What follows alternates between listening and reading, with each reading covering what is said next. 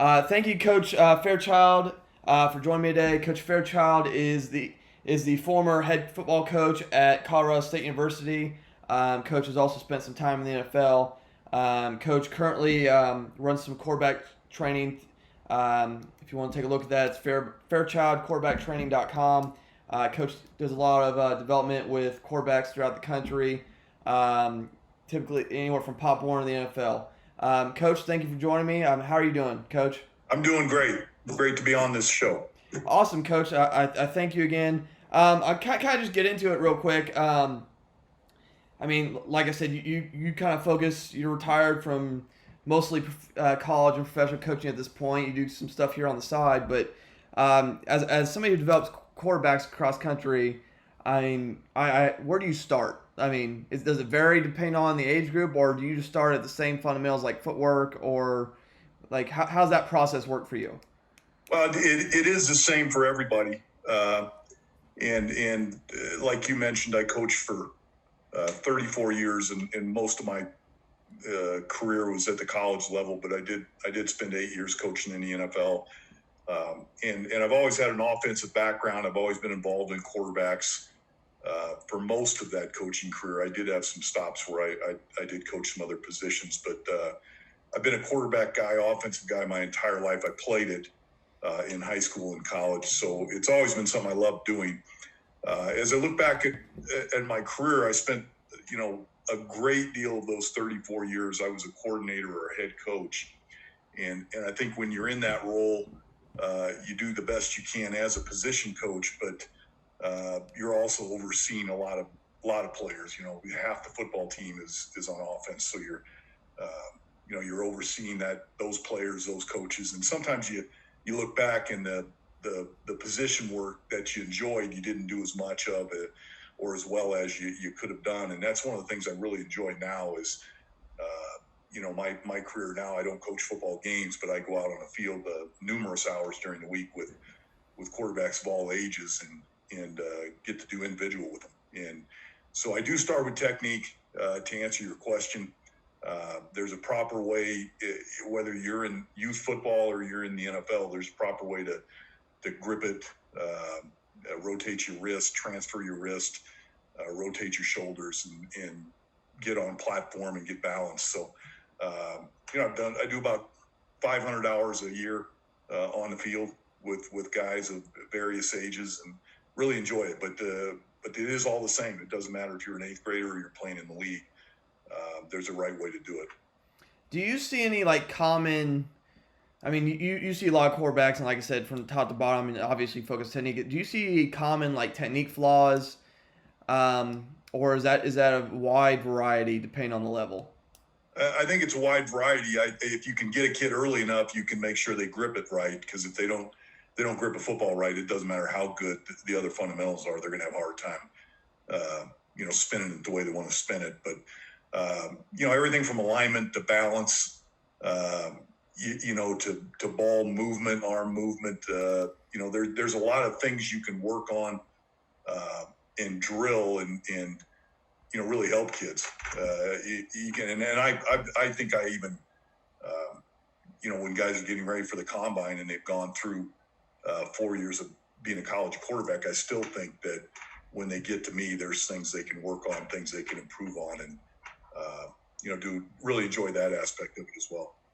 Kind of a couple things there is in terms of alignment and balance. And for people who might not coach quarterbacks, what do you mean by alignment and balance issues? Well, the way to look at it. The way to look at it is if you have a chance to be in a perfect throwing posture, you want to be able to do that, and you can equate it to a PGA golfer that's going to have a chance to be perfect when he lines up on a tee box and addresses the ball. He's going to align a certain way, and he's going to get himself balanced in a certain way for that golf swing. The thing with playing college and NFL football is you don't get to do that, half the time. So you do want to teach perfect fundamentals, and you want guys to learn how to get their feet right and be balanced. But half the time, they're not going to be able to use their feet the way they want to. They may not be able to step the way they want to because of the launch point being compromised. I know a lot of quarterback trainers spend a whole lot of time with the hips. That's a big thing, for Tom House and all those guys that teach that throwing motion. They're big with the hips, but when you really look at it, a lot of times in a football game, you're not even going to get any part of your lower body, let alone your hips, into a throw. So, the technique really has to be perfect from the waist up, but you do teach, like I said, you teach perfect alignment and balance when they have the opportunity, they can get into that throwing posture. The way I do drill work is, I don't go through and take a segment of an hour workout and have it be perfect throwing and then do some off platform stuff. I don't think that's good. I think the way the game is you throw perfect, then you throw off platform, then you throw perfect, then you throw off platform. And so you ought to drill it within your individual period, however long it is, going back and forth, because that's what a guy's going to do in the game when he's playing. Now, kind of continue with that is, you talked a lot about hip alignment and balance there, and you don't mess with hips as much. What about throwing motion? Like I know there's depending on who you talk to, some people mess with throwing motion, some people don't. What is your kind of belief on that?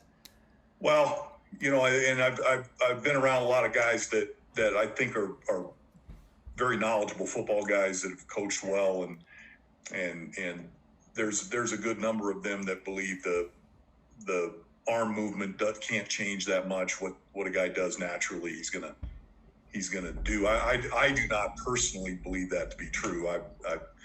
I've seen guys even coming out of Power 5 conference colleges that we've been able to tighten up throwing motions. So there are some things you can do. At the end of the day, the less the ball moves, the better the quarterback. And if you have a chance to hit a 3-iron or a 7-iron, you're going to hit a 7-iron because you're going to be quicker with it and you're going to be more accurate with it. And so there are some things you can do without getting into specific drills that I do that you can minimize the ball movement, minimize the length of the delivery. And that has something to do with the feet as well. It's not just the ball movement, but the feet as well. So I believe you can change it. But again, you're talking about a very complex body movement when you throw a football. And you mentioned I'm not into the hips. I am when you can. So anything from the waist down, if you can use it, I want to teach perfect. But I want to make sure that anybody that trains with me is able to function very well without using anything from the waist down if needed, because in a game, that's, like I said, that's what's going to happen half the time. Okay, Coach, and kind of continuing with that, obviously you do a lot on the field stuff. How much do you do any classroom stuff with the quarterbacks you work with? And then whether you do or don't, what do you think is more of for high school and college guys? What do you think is more of an optimal ratio of classroom to field time in terms of development and keys and film? Well, I think you can't get enough film, and I think to answer your question, I do some classroom work. There's a kind of a lesson plan I have of about 4, 5, 6 sessions for younger high school type guys, just to introduce them to how to talk football, how to watch football.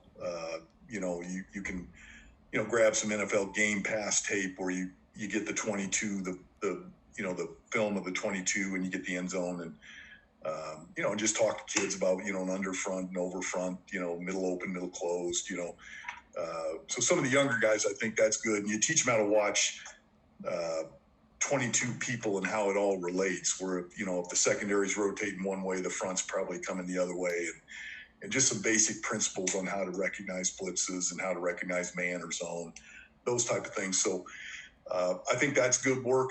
But I do some kind of non-schematic work with some of the guys getting ready for the combine. I think there's a way to approach the quarterback spot and a way to carry yourself, to be the guy that's got enough credibility at any level to stand up and be able to address a team or to call a play in a huddle. There's a lot that goes with that, and so you can spend time with kids just talking about that. But at the end of the day, when I get a young quarterback, there's kind of three phases when you really look at it, and the first one is kind of a shut up and go to work type of thing.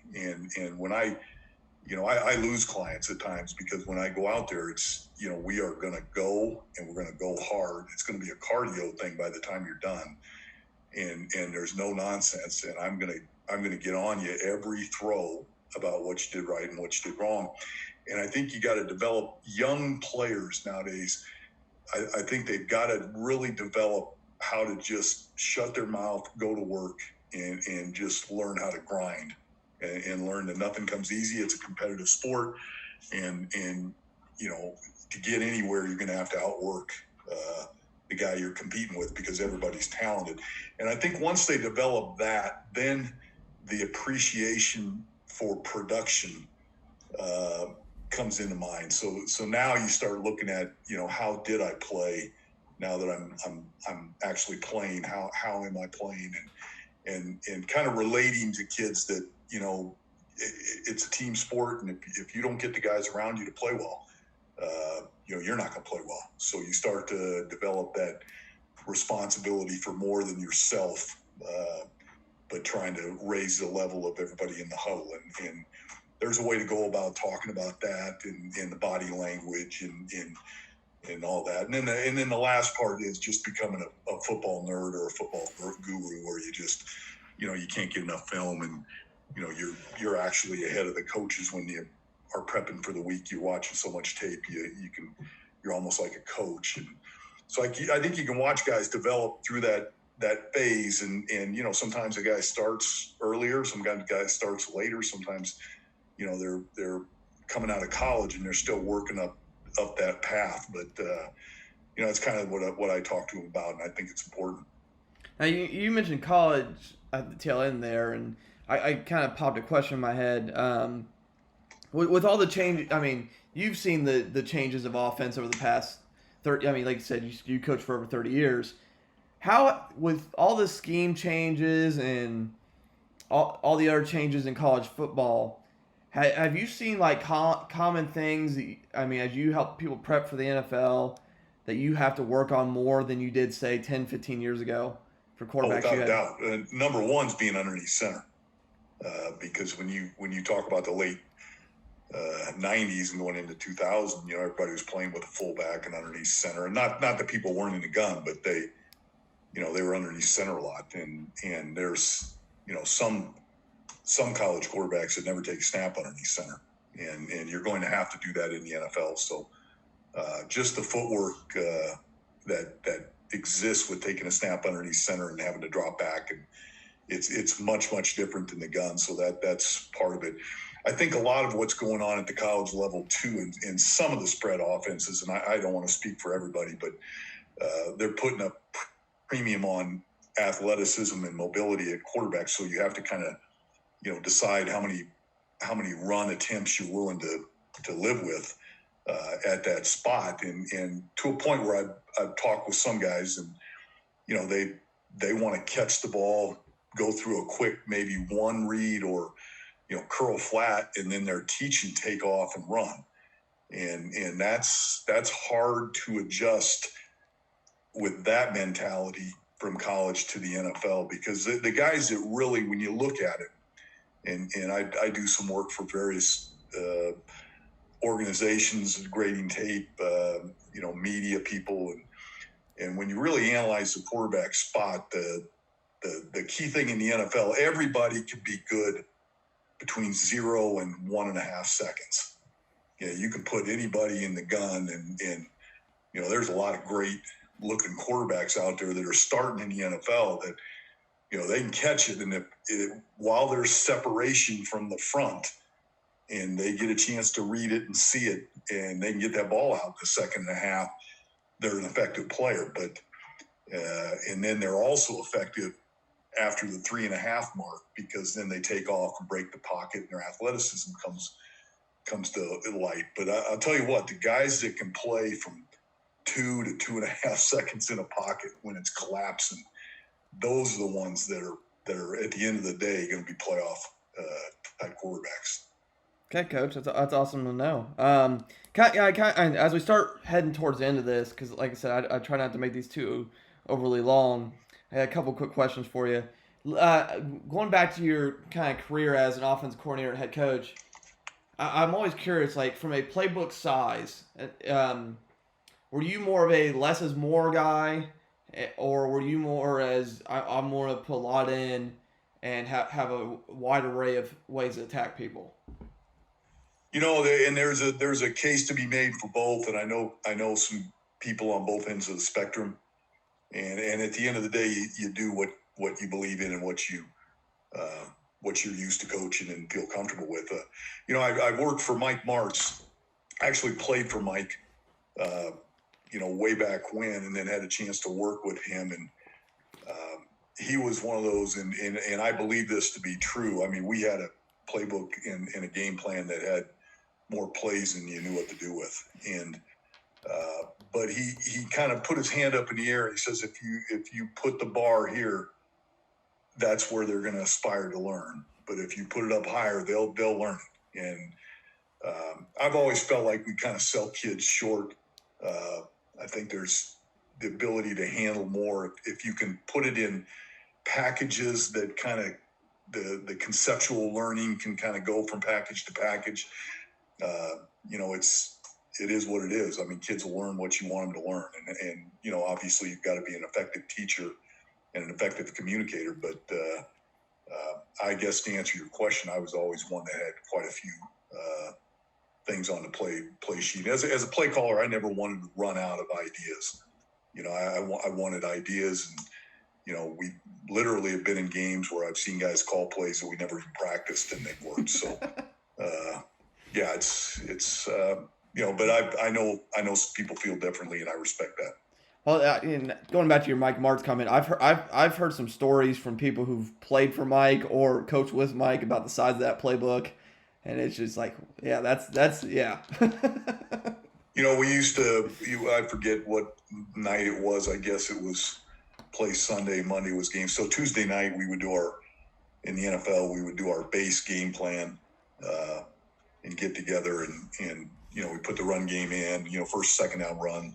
And then put our first, second down routes. And, we were a big drop back team. We had some play action, but we were a big drop back team. But we wouldn't leave until we had 100 passes up on the board for first and second down. And then Mike's big joke was, we're not going to call any of that. We're just going to get to our third down stuff as fast as we can. We'll do that tomorrow night. So, but he was a brilliant offensive mind. I mean, brilliant offensive mind.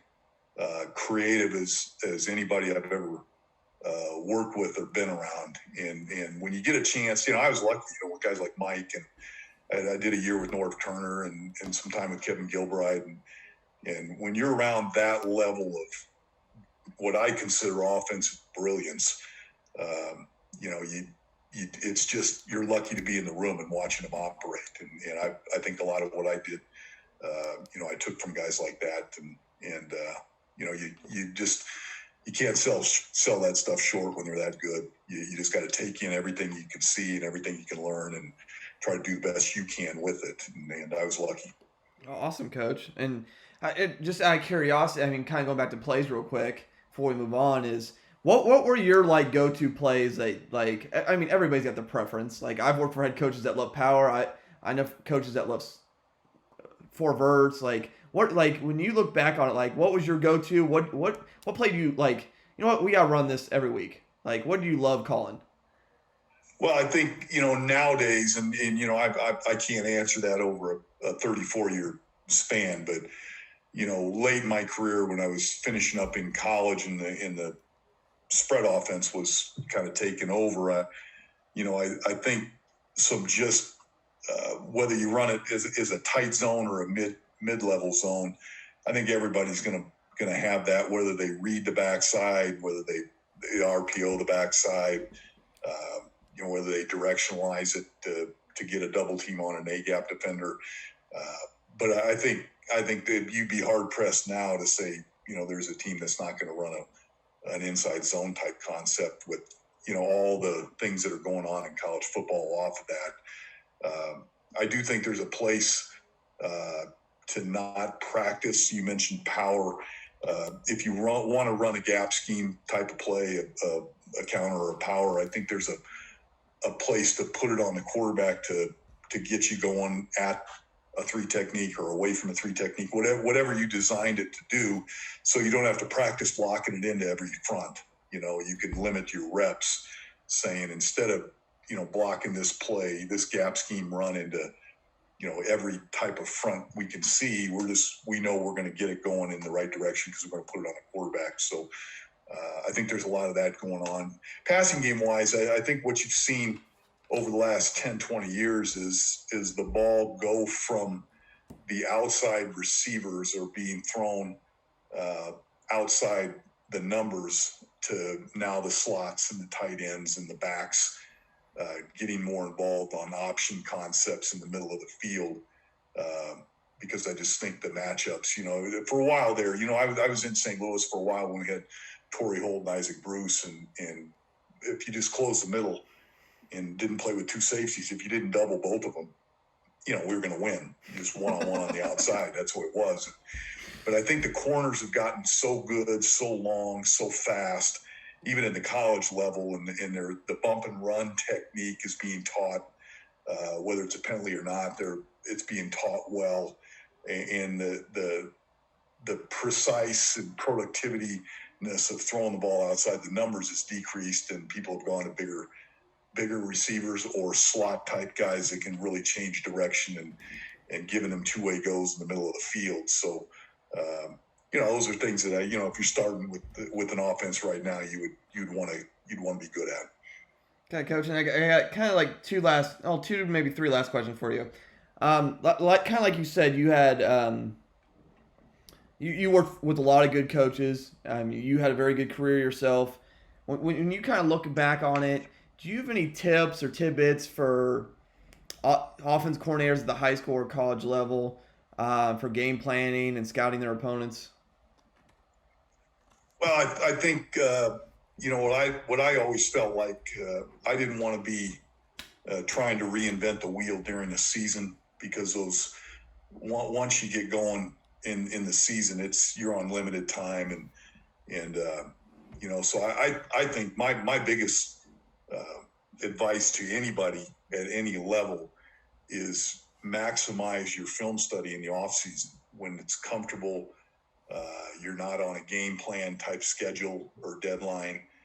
And, I used to love, in the month of April saying, all right, I'm going to look at every red zone team that's good in the NFL or college, break them down and see some concepts that I can understand and like, and I think fit our team. And then, maybe the month of May, I'm going to do 3rd down or 2-minute offense and just really take time and go through film slow and study it and come up with some ideas and a catalog of things that you might want to try in your spring ball or OTAs that you see other teams do and you think you understand, and even to the point where you call people and talk to them about it.